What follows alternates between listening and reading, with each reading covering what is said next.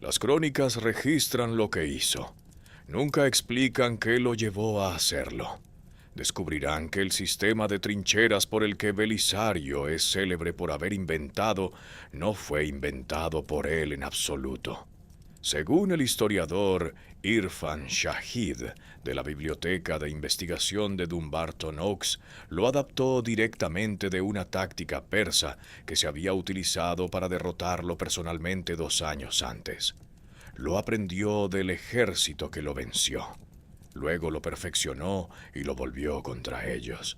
Descubrirán que el hombre que destrozó la moral persa antes de que comenzara la batalla principal, un instructor de lucha llamado Andreas, cuyas hazañas Procopio registra con extraordinario detalle biográfico, desaparece de todos los registros históricos inmediatamente después de su segundo duelo. No se anota ninguna recompensa, no se registra ningún servicio posterior, no se documenta su muerte. Pero entender por qué requiere comprender lo que realmente estaba en juego, porque la crisis ibérica era la superficie visible de tensiones que iban mucho más allá de la religión. El Imperio Romano de Oriente y el Imperio Persa Sasánida habían sido las superpotencias gemelas del mundo conocido durante siglos. Entre ellos, controlaban los corredores comerciales más valiosos de la tierra, las rutas que conectaban el Mediterráneo con los mercados de la seda de China y las fuentes de especias de la India. Los historiadores modernos que analizan el período señalan que los intentos bizantinos de desviar el comercio de la seda de los intermediarios persas mediante alianzas con Yemen y el imperio aksumita en Etiopía habían dado resultados limitados. Persia todavía controlaba las arterias comerciales más rentables del mundo antiguo, y Roma pagaba un alto precio por el privilegio del acceso. En el año 529 después de Cristo, Kabad envió a 40.000 guerreros hacia la ciudad fortaleza de Dara. El mensaje era claro. La guerra ibérica estaba escalando hacia algo integral, algo que pondría a prueba si la frontera oriental resistía o se hacía añicos. Y el hombre que Justiniano había elegido para responder a esa prueba estaba a punto de tomar una decisión que determinaría la próxima década de la historia mediterránea. Tenía aproximadamente 25 años. Era su primer mando importante e independiente. Y todo lo que el mundo antiguo creía saber sobre cómo funcionaban las batallas estaba a punto de volcarse por completo. Incluso su lugar de nacimiento es objeto de disputa entre los historiadores. La mayoría de los eruditos apuntan a una ciudad llamada Germania, un asentamiento fortificado en las fronteras de Tracia y Peonia, ubicado en lo que hoy es el suroeste de Bulgaria, como su origen probable. La entrada de la Enciclopedia Británica sobre Belisario señala que sus orígenes exactos y la fecha precisa de su nacimiento simplemente no están documentados. Puede haber sido traco-romano o ilirio-romano. Puede haber nacido más cerca del año 500 o más cerca del 505 después de Cristo. Las fuentes, a pesar de todos sus detalles sobre lo que logró, guardan un silencio notable sobre de dónde venía y quién era su familia. Lo que sí nos dicen es más importante que lo que omiten. Ascendió a través de la guardia personal imperial, las tropas de la casa del propio emperador, bajo Justino I. Se le dio permiso para formar su propio regimiento, los bucelarios, Bucellari, una caballería pesada de élite que él mismo pagó, equipó y entrenó personalmente. Procopio, describiendo a Belisario a lo largo de su relato con la reverencia de un hombre que había observado a un maestro en acción, enfatiza dos cualidades por encima de todas las demás: su calma en condiciones que habrían quebrado a comandantes menores y su humanidad hacia los soldados bajo su cuidado. En una época de brutal disciplina militar, Belisario tenía la reputación de tratar a sus tropas como algo más que instrumentos prescindibles. Esto no era sentimentalismo. Era la perspicacia de un comandante que entendía que los soldados que creían que su general se preocupaba por sus vidas luchaban con una intensidad diferente a la de los soldados que sabían que eran desechables. Los bucelarios que construyó a su alrededor encarnaban esta filosofía. No eran la típica caballería bizantina. Hermógenes era capaz y experimentado. La relación era colaborativa, no meramente nominal. Pero la genialidad de lo que sucedería en Dara fue de Belisario. Y aquí está el detalle que transforma la historia del genio táctico. Inventa un brillante sistema de trincheras en algo a la vez más honesto y más impresionante. Según el historiador Irfan Shahid, escribiendo para la Biblioteca de Investigación de Dumbarton Oaks, una de las instituciones más respetadas en la erudición bizantina, el sistema de trincheras que Belisario desplegó en Dara no fue su invención original. Los persas habían utilizado tácticas de trincheras contra él en la batalla de Tanuris en el año 528 después de Cristo, habiendo adaptado ellos mismos la técnica de los heftalitas en un conflicto anterior. Belisario había experimentado ese sistema de primera mano. Había visto cómo destruía a su propio ejército. Se había retirado de él. Llegó a Dara con 40.000 guerreros. Detrás de él, a medida que se desarrollaba la confrontación, 10.000 más marcharían desde la fortaleza persa de Nisibis, una ciudad que una vez había sido romana y cuya pérdida ante Persia en el año 363 después de Cristo todavía irritaba a los planificadores estratégicos bizantinos 167 años después. Cuando llegaran esos refuerzos, Peroses comandaría 50.000 hombres en este campo. Procopio registra estos números explícitamente, y los historiadores modernos generalmente los aceptan como plausibles, aunque las cifras redondeadas de la contabilidad militar antigua siempre conllevan cierto margen de incertidumbre. El poder de ataque de este ejército descansaba en los Sabarán, la caballería pesada aristocrática, que era el brazo principal del ejército sasánida. Estos eran aristócratas guerreros entrenados desde la infancia, tanto en la equitación como en el combate, encerrados en armaduras de escamas o laminares que cubrían tanto al jinete como al caballo, armados con largas lanzas para la carga, arcos compuestos para fuego sostenido y espadas rectas para el trabajo cuerpo a cuerpo que seguía. La efectividad en combate de los Sabarán no derivaba solo de su equipo o su entrenamiento, sino de algo más difícil de cuantificar. Una cultura generacional en la que la excelencia militar era la definición de la identidad aristocrática. Luchar bien era existir adecuadamente. Esto no era un entusiasmo que pudiera fabricarse. Se llevaba en la sangre. Los cronistas romanos identificaron al elemento más selecto de la fuerza persa como los inmortales, una unidad de reputación legendaria. Aquí la honestidad histórica exige una pausa. Procopio describe a la caballería de élite persa en Dara en términos que coinciden con lo que otras fuentes nos dicen sobre una unidad que los romanos llamaban los inmortales, conocida en persa como los Yayedan. Pero los eruditos modernos, sobre todo Turaj Daryai, de la Universidad de California, Irvine, han advertido que la cifra de 10.000 hombres que las fuentes romanas asocian con esta unidad y la afirmación de ascendencia institucional directa de los inmortales aqueménidas de 500 años antes probablemente reflejen una tradición literaria romana en lugar de una realidad institucional sasánida. Sin duda, existió una formidable fuerza de caballería de élite y sin duda luchó en Dara.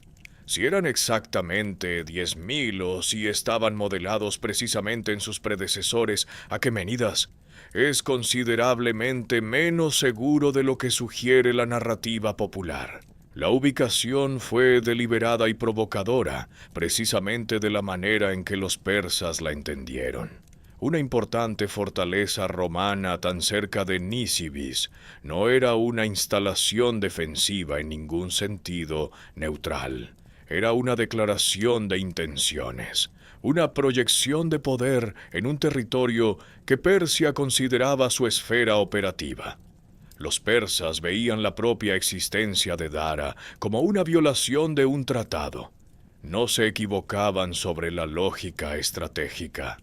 La ingeniería que Procopio describe en su obra sobre los edificios de Justiniano era formidable para cualquier estándar de la época. Los muros de la ciudad, posteriormente reforzados por Justiniano hasta aproximadamente 20 metros de altura en los pisos superiores, tenían 4 metros de grosor, lo suficientemente gruesos como para que las máquinas de asedio de la época tuvieran un efecto limitado contra ellos. El río Cordes, un afluente del Cabur, fue desviado a través de la ciudad misma, proporcionando un suministro de agua interno que hacía que el asedio por sed fuera esencialmente imposible. Aún más ingenioso, los ingenieros construyeron un canal subterráneo que podía desviar el flujo del río por completo lejos de las inmediaciones, negando agua a cualquier fuerza sitiadora mientras mantenía el suministro dentro de los muros. La gran cisterna, con sus múltiples cámaras paralelas, podía sustentar a la población indefinidamente, independientemente de las condiciones externas. Christopher Lillington Martin, en una investigación publicada por British Archaeological Reports en 2007, combinó las descripciones textuales de Procopio con imágenes satelitales de la región e identificó el probable campo de batalla a unos 2 o 3 kilómetros al sur de la ciudad. Su trabajo confirmó algo de lo que a veces se había dudado. El relato geográfico de la batalla por parte de Procopio es lo suficientemente preciso como para que la tecnología moderna pueda reconstruir el terreno que estaba describiendo. El espacio al sur de Dara, donde el valle del río se estrechaba entre terrenos elevados a ambos lados, limitaba el despliegue exactamente de la forma en que lo implica la narrativa táctica de Procopio. Esta geografía no es un detalle secundario, es la primera capa del arma de Belisario. Un ejército de 50.000 hombres no puede desplegar a 50.000 guerreros simultáneamente si el terreno los fuerza a entrar en un corredor que se estrecha. Hoy, el pueblo de Oğuz, en la provincia de Mardin, en el sureste de Turquía, se asienta entre lo que queda de Dara. Las excavaciones arqueológicas iniciadas en 1986 han descubierto aproximadamente el 10% de la antigua ciudad. Los muros aún se mantienen en pie. Hay 2,8 kilómetros visibles de ellos. La gran cisterna está intacta. Las tumbas excavadas en la roca en la necrópolis, talladas en el lecho rocoso de las colinas. No hay monumentos que marquen el campo de batalla. Ningún museo conmemora a los 8.000 que murieron allí. Solo ruinas de una fortaleza que una vez ancló la frontera de un imperio, y campos que han tenido 15 siglos para olvidar la sangre que recibieron. Los muros exigían una batalla. Belisario ya estaba planeando de qué tipo. Las trincheras no fueron una sorpresa. Y un hombre que pasaba las toallas a los generales estaba a punto de proporcionar esa confianza. Imaginen el paso al sur de Dara, tal como Belisario lo vio en la mañana del combate principal. Directamente enfrente, el segmento central hundido de la línea de trincheras, aparentemente el punto más vulnerable de toda la posición bizantina, el lugar que los instintos de un comandante persa identificarían como el punto débil obvio para atacar. A cada lado de esa aparente debilidad, las trincheras laterales que se proyectaban hacia adelante creaban posiciones a cubierto para la caballería, que podía ver a cualquiera que se acercara al centro, pero que no podía ser flanqueada fácilmente por las fuerzas que atacaran ese centro. Su movilidad, perfeccionada a lo largo de generaciones de guerra montada en las praderas infinitas, los hacía capaces de atacar, retirarse y atacar de nuevo más rápido de lo que la caballería más pesada podía responder. En el ala izquierda, Bouces comandaba la caballería bizantina principal. A la derecha, Juan el Armenio. Procopio lo identifica como el amigo de la infancia y lugarteniente de confianza de Belisario, ocupaba la posición correspondiente. Ambos eran oficiales experimentados a los que se les habían dado instrucciones claras: absorber el asalto persa, resistir el mayor tiempo posible y confiar en el sistema. En el centro, detrás de la infantería de la que Procopio no hace ningún esfuerzo por fingir que fuera otra cosa que poco fiable en combate abierto, Belisario y Hermógenes esperaban con la reserva de los bucelarios. Olvidó todo lo que siguió. La noche entre el día 1 y el día 2 no fue tranquila en ningún sentido significativo. Procopio registra que Belisario envió una carta a Peroces después de las escaramuzas del día. Su texto se conserva parcialmente, y las palabras tienen la gravedad específica de un documento escrito por un hombre que había construido una trampa elaborada, y ahora, tal vez, esperaba genuinamente no tener que usarla. La primera bendición es la paz, decía la carta. Como están de acuerdo todos los hombres que tienen siquiera una pequeña porción de razón. El mejor general, por lo tanto, es aquel que es capaz de traer la paz desde la guerra. El por qué Belisario envió esta carta es una pregunta que los historiadores han respondido de manera diferente, según lo que creen que él entendía sobre su propia situación. Cuando llegaron, Peroces comandaba exactamente 50.000 hombres. La ventaja de 2-1 estaba completa. La aritmética del resultado esperado aparentemente resuelta. Al otro lado de la brecha, los soldados bizantinos se prepararon para lo que sabían que se avecinaba.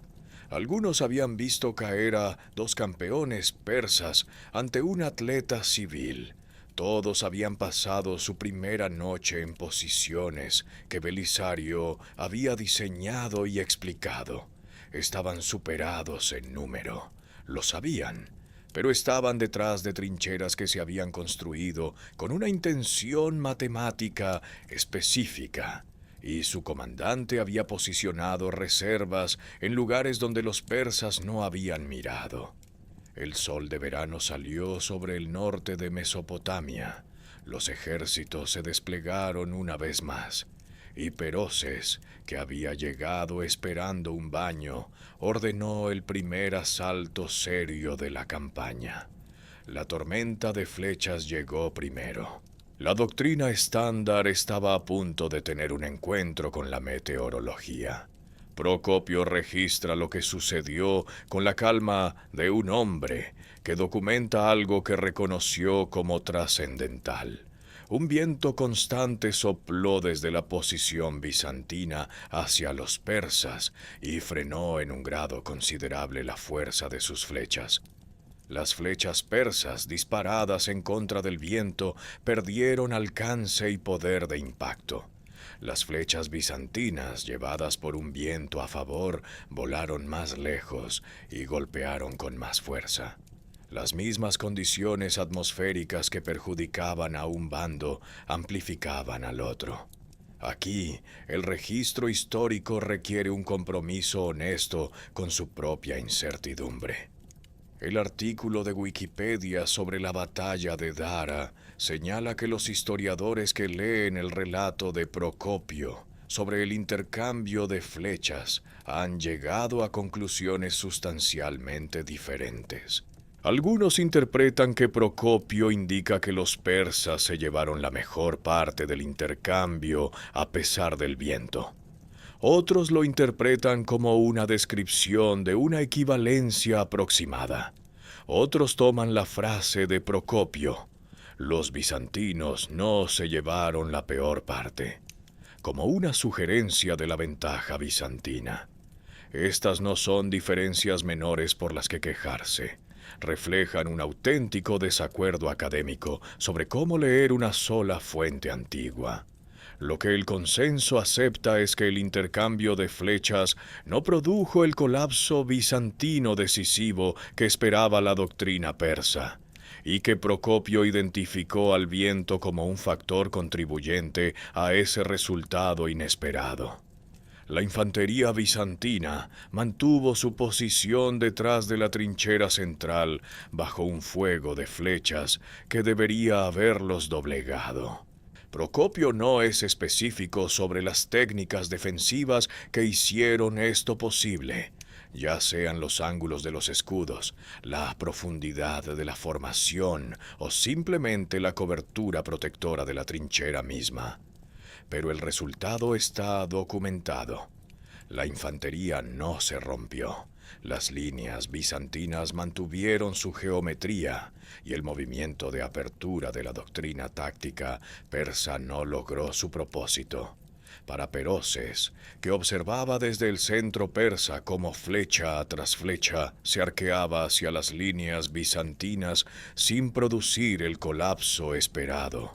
Esta fue la primera indicación de que esta batalla no seguiría el guión que 50.000 guerreros y un siglo de victorias habían escrito. Avanzaron más allá de la colina norte. 300 soldados de caballería érulos habían estado agazapados detrás de esa colina desde antes de que llegara la vanguardia persa. Faras los había colocado allí, completamente ocultos, completamente silenciosos, esperando con una paciencia que les exigía escuchar la tormenta de flechas y el choque del combate de caballería sin moverse, sin responder, sin delatar la emboscada de la que dependía todo el plan de batalla del ala izquierda. Ahora, cuando las fuerzas de Pitiaxes sobrepasaron la ocultación de la colina y expusieron su retaguardia, Faras dio la orden. Procopio registra el impacto con la economía de un escritor que entendía que a veces los hechos no requieren adornos. Los érulos atacaron la derecha persa por la retaguardia. Simultáneamente, el momento preciso es el logro táctico aquí, la coordinación que transforma dos contraataques separados en un cerco abrumador. Sunicas y Aigán lideraron a sus 600 hunos a través de los puentes de tierra en el ángulo de la trinchera izquierda y atacaron el flanco derecho persa desde la posición interior. La fuerza de Pitiaxes, que momentos antes había estado avanzando con la confianza de una caballería, presionando a un enemigo vacilante, se encontró bajo ataque desde 3 direcciones simultáneamente. Desde la retaguardia, los érulos de Faras, 300 guerreros cuyo valor derivaba de golpear exactamente en el momento y desde exactamente la dirección para la que nadie se había preparado.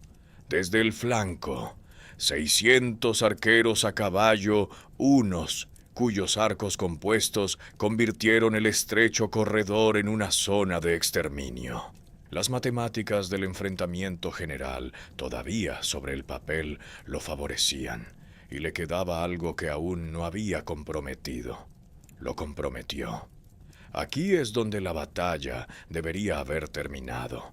Sobre el papel, la situación todavía favorecía a Persia de manera decisiva.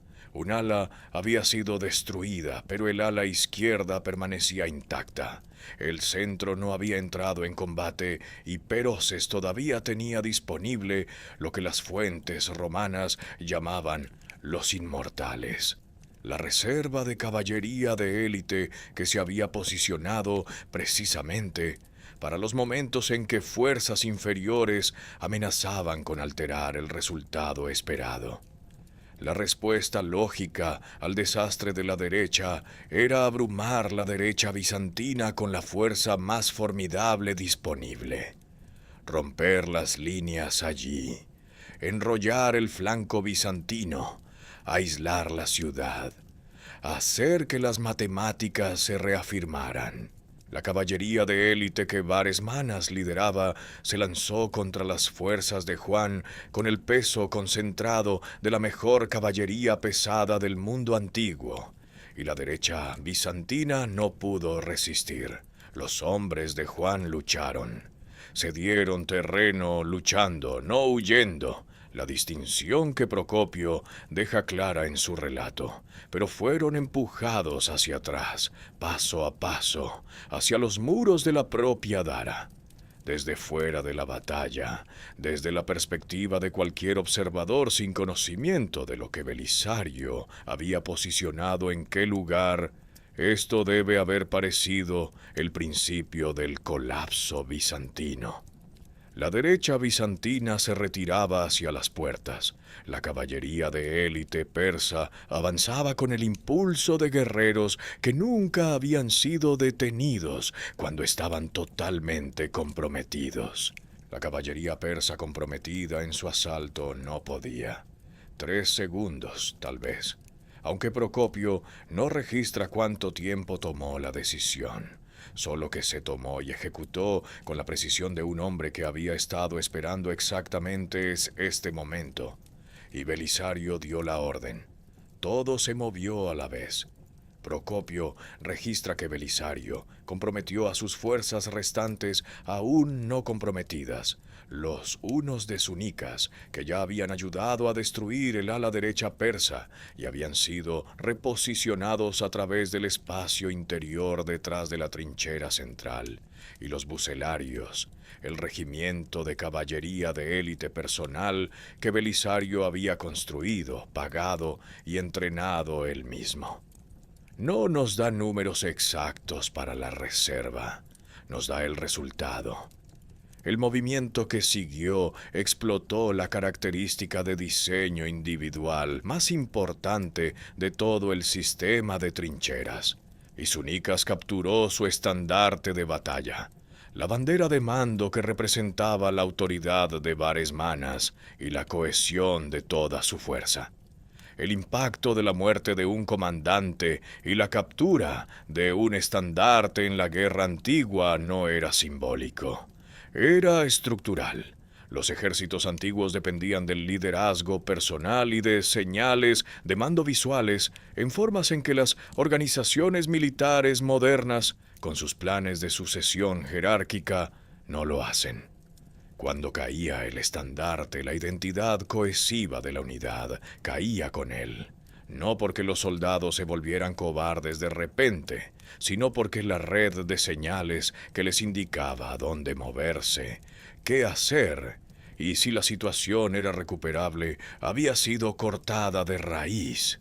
La izquierda persa fue destruida como fuerza de combate en la bolsa que se formó.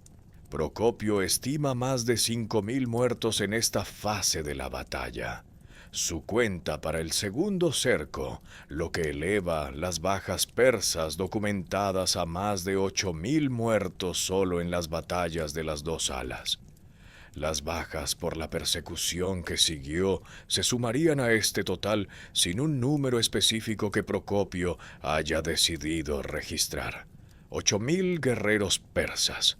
En un ejército de 50.000, eso era el 16%. Catastrófico, según los estándares de batallas de la antigüedad, para unidades de caballería de élite cuyo entrenamiento representaba años de inversión y cuya experiencia era genuinamente irreemplazable. Las matemáticas que deberían haber garantizado la victoria persa habían sido reescritas. En el centro persa, la infantería y la caballería restante que aún no habían asestado un solo golpe, vieron desintegrarse a ambas alas. Vieron caer el estandarte. Vieron lo que le sucedió a la mejor caballería de Asia, dentro de una trampa geométrica, construida a base de zanjas, sincronización temporal y un joven comandante que se había negado a aceptar que la superioridad numérica significara una derrota inevitable. Y entonces huyeron. Procopio registra lo que siguió con la brevedad de un hombre que documenta algo que no requería ninguna elaboración dramática. El centro persa, decenas de miles de soldados de infantería y de caballería restante que nunca se habían enfrentado a la línea bizantina, arrojó sus escudos de mimbre. Abandonaron sus formaciones. Huyeron hacia el campamento en Amodius, sin órdenes, sin organización, sin nada de la disciplina que distinguía una retirada táctica de una huida en desbandada. La distinción importa.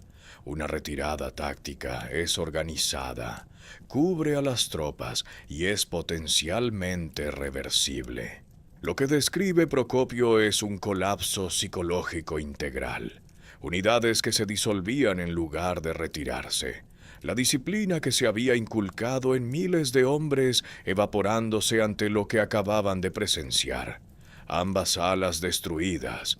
Los inmortales rodeados y destrozados, el estandarte caído, el comandante muerto, y el centro bizantino, que aún no había entrado en combate de manera significativa, todavía estaba intacto detrás de sus trincheras, con reservas presumiblemente disponibles para otro contraataque devastador. La infantería persa, en esta situación, hizo el único cálculo que le quedaba disponible. La supervivencia importaba más que el honor, y el camino de regreso a Nisibis era de 18 kilómetros a campo abierto. La caballería bizantina persiguió. El estrecho acceso que había limitado el despliegue persa durante el avance ahora convertía la retirada en un desastre aún mayor. Decenas de miles de hombres y caballos intentando moverse por el mismo corredor simultáneamente. El pánico de la desbandada multiplicaba las bajas por colisión y aplastamiento, tanto como por las espadas bizantinas. Procopio registra que la persecución continuó por una distancia que describe sin especificar una cifra exacta en horas o kilómetros, lo suficientemente lejos como para infligir bajas adicionales, no tan lejos como para alcanzar el campamento persa. Entonces Belisario la detuvo. Procopio preserva su razonamiento de forma explícita y merece ser citado en lugar de parafraseado. Belisario y Hermógenes, escribe Procopio, se negaron en rotundo a dejar que la persecución llegara más lejos, temiendo que los persas por alguna necesidad se dieran la vuelta y los pusieran en fuga mientras los perseguían temerariamente. Y les pareció suficiente preservar la victoria intacta. Esto no fue una precaución excesiva o falta de valor. Fue exactamente lo contrario. Un comandante que entendía la diferencia entre una batalla ganada y un ejército preservado, que reconocía que las fuerzas persas eran famosas por su capacidad para ejecutar retiradas fingidas y convertir a sus confiados perseguidores en víctimas, y que juzgaba que la victoria ya lograda valía más que las bajas adicionales que podría proporcionar una persecución descontrolada.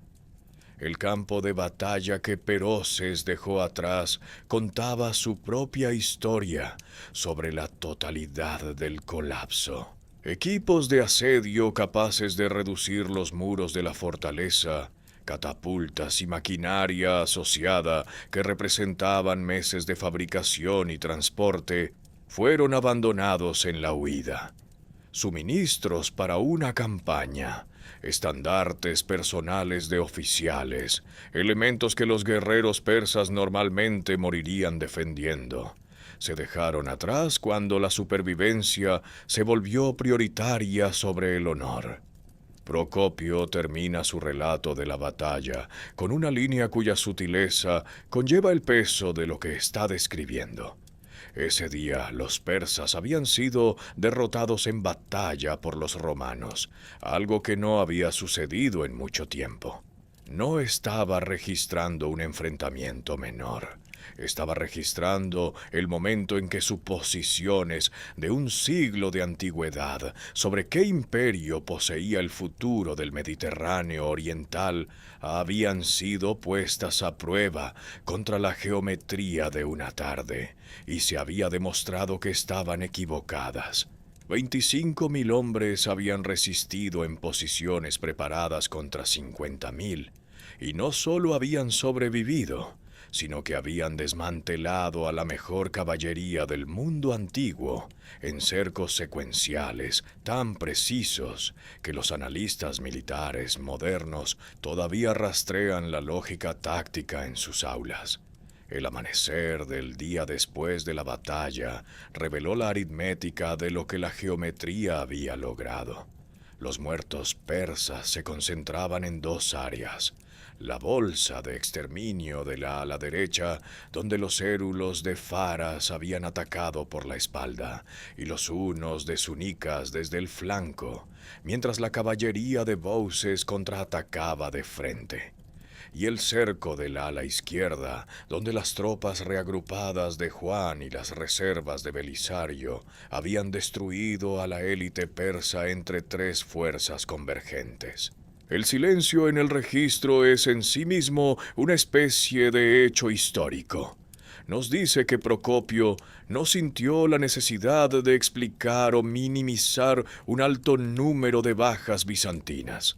Para las personas detrás de esos números, los soldados persas que habían marchado desde Nisibis con la confianza de guerreros que nunca habían perdido con esas probabilidades, el cálculo era diferente a cualquier cosa que el análisis militar de Procopio capturara. 8.000 muertos representaban a 8.000 familias, 8.000 conjuntos de habilidades y experiencias e instintos irreemplazables de caballería entrenada que el sistema militar sasánida había pasado años desarrollando. La destrucción de las unidades de caballería de élite no es solo un revés táctico. Es una herida a la estructura social de la aristocracia guerrera que las produjo. Peroses regresó a Persia. No había creado ninguna fuerza de reserva.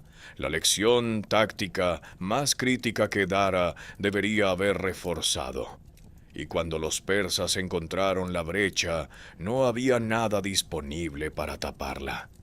El general que había mantenido líneas interiores con precisión de manual en Dara había abandonado los principios que hacían funcionar las líneas interiores.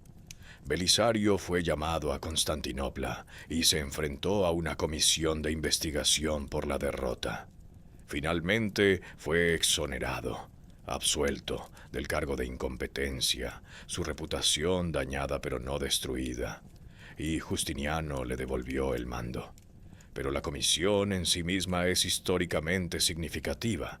Incluso el vencedor de Dara, incluso el hombre cuya brillantez táctica acababa de restablecer el equilibrio estratégico de la frontera oriental, tenía que rendir cuentas ante un sistema que examinaba el fracaso sin deferencia hacia el éxito previo.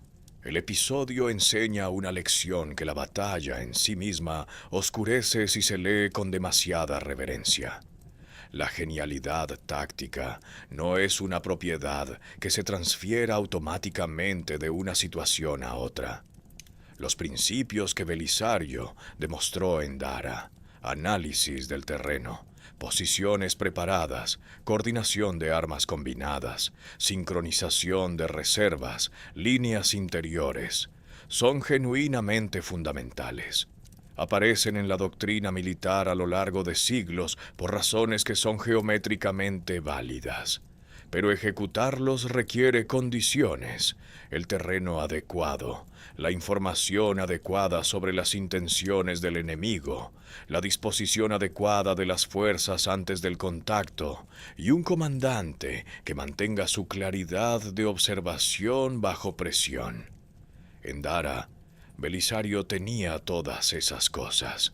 En Calínico tenía menos, y el resultado fue diferente. La victoria no fue permanente. La lección sí lo fue. Y la victoria, por breves que fueran sus consecuencias militares directas, había comprado algo que un genio militar que perdió la siguiente batalla y fue llamado a investigación todavía logró aprovechar para la historia. El imperio sasánida no fue destruido en Dara. Ni siquiera se debilitó de forma permanente. Pero la batalla, combinada con el éxito bizantino en Satala más tarde, en el 530, y los continuos reveses persas, cambió el cálculo estratégico de maneras que tuvieron consecuencias mucho más allá de la frontera mesopotámica. Cuando Kabad primero murió en el 531 después de Cristo, y su hijo, Cosroes I, el mismo príncipe cuya adopción propuesta había roto originalmente las relaciones diplomáticas, asumió el trono. Cosros se enfrentó a presiones dinásticas internas y a un establishment militar que acababa de experimentar múltiples derrotas. El peso psicológico de lo que había sucedido en Dara, donde 50.000 guerreros habían sido puestos en fuga por 25.000 en posiciones preparadas, había socavado la presunción de la inevitable superioridad persa que hacía que las ciudades se rindieran sin ser sitiadas. En el año 532 después de Cristo, ambos imperios firmaron lo que llamaron el Tratado de Paz Eterna. Las condiciones exigen un examen honesto, porque no parecen las condiciones de una victoria decisiva bizantina. Justiniano acordó pagar 11.000 libras de oro a Persia para el mantenimiento de los pasos defensivos del Cáucaso contra las incursiones nómadas, un pago que tenía precedentes antes de la guerra. El cuartel general militar de la frontera oriental se trasladaría de Dara a la ciudad de Constantia, más hacia el interior. La cadena causal desde Dara hasta la Reconquista es directa y está documentada. Sin la paz eterna, Justiniano no podría haber despojado a la frontera oriental de Belisario y de un ejército expedicionario. Los persas habrían explotado la ausencia de inmediato. La paz hizo posibles las campañas occidentales, y la paz fue la consecuencia de lo que sucedió en Dara. En el año 533 después de Cristo, Belisario zarpó hacia el norte de África, al frente de una expedición que Procopio acompañó y relató. Su objetivo era el reino vándalo, que se había apoderado de las provincias africanas más ricas de Roma un siglo antes. La campaña fue rápida según cualquier estándar. En la batalla de Tricamarum, en diciembre del 533, Belisario destruyó al ejército de campo vándalo. Para marzo del 534, Cartago volvía a ser romana, y el reino vándalo había dejado de existir como entidad política.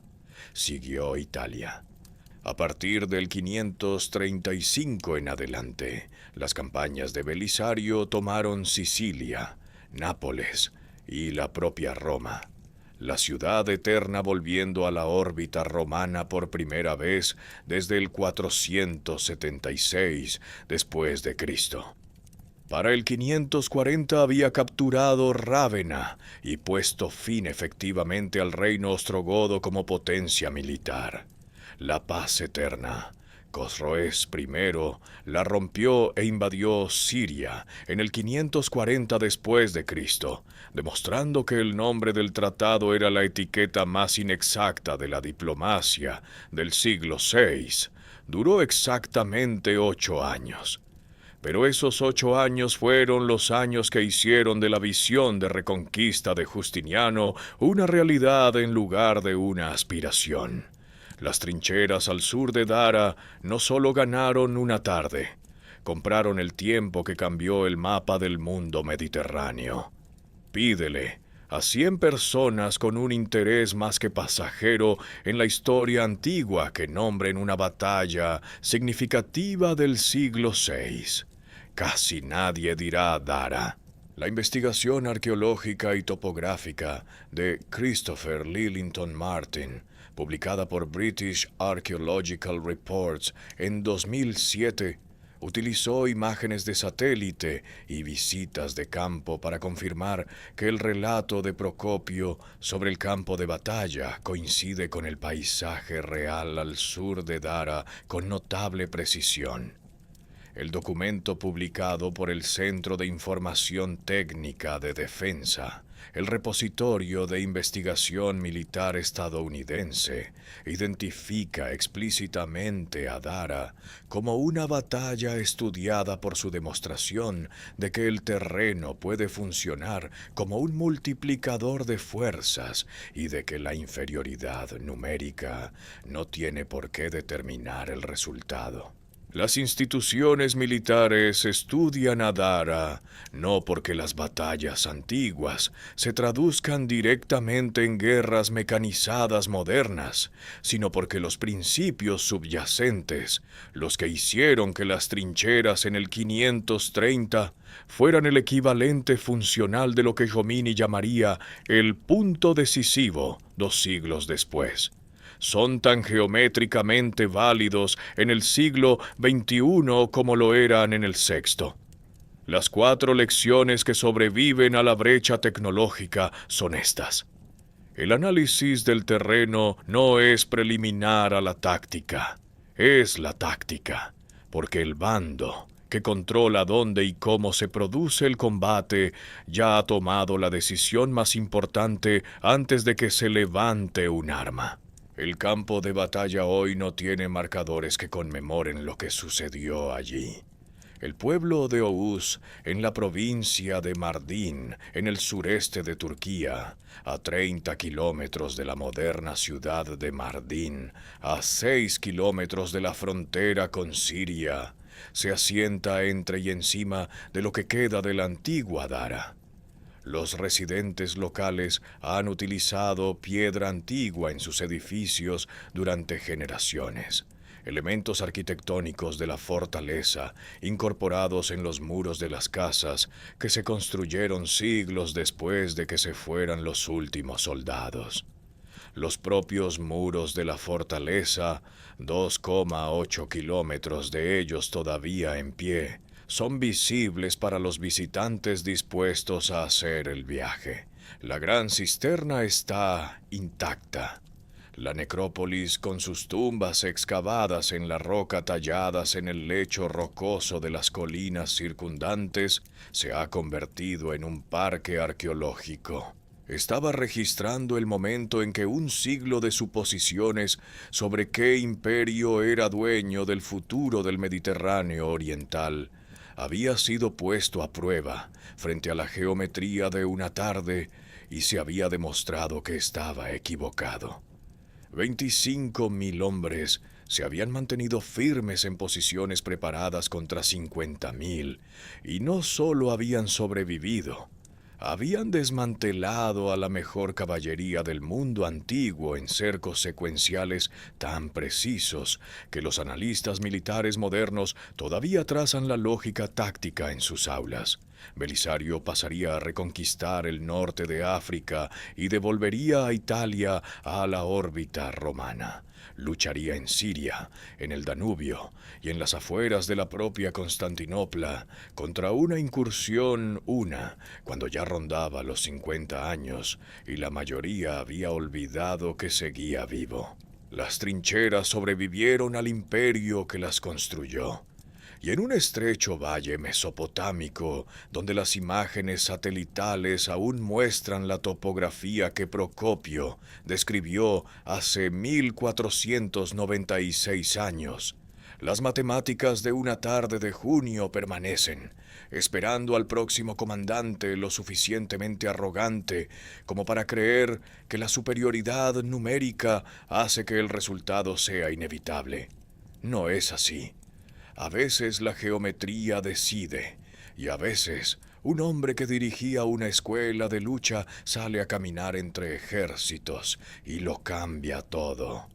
Y luego desaparece, dejando solo 2 campeones persas muertos y el eco de un rugido proveniente de unos muros que todavía, parcialmente, siguen en pie.